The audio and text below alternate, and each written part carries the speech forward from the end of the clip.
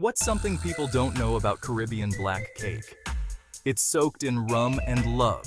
Grab those dried fruits, raisins, prunes, currants, and soak them in rum and wine for at least a week.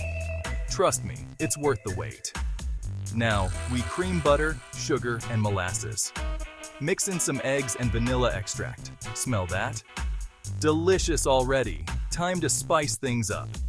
Sift in flour, cinnamon, nutmeg, and allspice.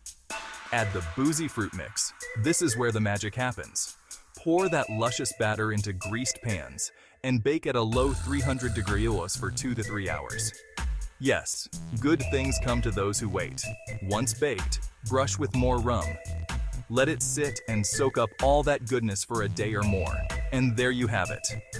A rich, fruity Caribbean black cake. Perfect for any celebration. Follow us for more traditional recipes and don't forget to try this black cake at your next gathering.